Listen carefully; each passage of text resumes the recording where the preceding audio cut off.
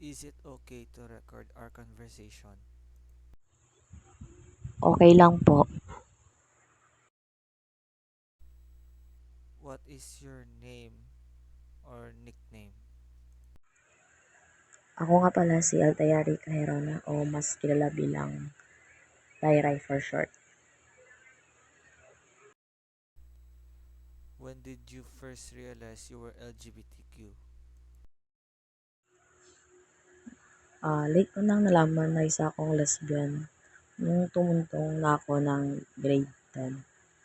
Kasi sa isang curiosity lang, dun ko tinry. Pero simula nung bata ako, ramdam ko na talaga na iba ako.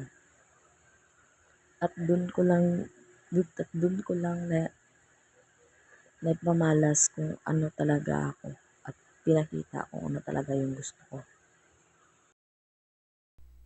When did you begin telling others? Nagsimula nung meron akong kaibigan na same ko rin.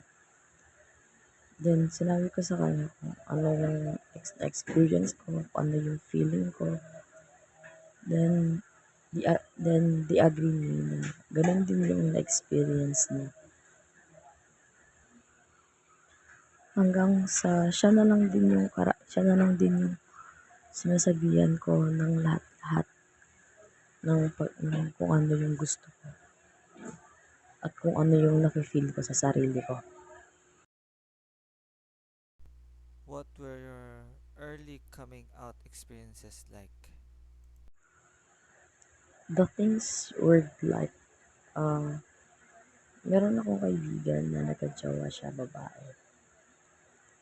Then, nakita ko sa kanila na ang cute nilang dalawa tingnan. Pero nung time na yun, hindi pa ako out sa sarili ko. I also pretend na lalaki talaga yung gusto ko. Then, parang nainggit ako sa kanya. Kaya, ginaya ko rin siya. And, yun, try ako mag-pursue ng babae hanggang sa, meron din akong nakarelasyon na babae. Hanggang sa nagustuhan ko na lang din, tinuloy-tuloy ko na lang. Then, dun ko na napagtanto na ito pala yung mundo na gusto ko. Dito pala ako masaya. How did you come out? Ah, Pinanindigan ko na lang talaga kung ano talaga yung gusto ko. At kung ano talaga yung gusto ng puso ko. Kaya yun, dun ko na-feel yung happiness ng sarili ko.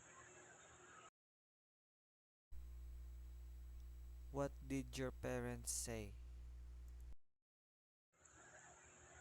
Ang nasabi ng magulang ko noon, isa kong pariwara na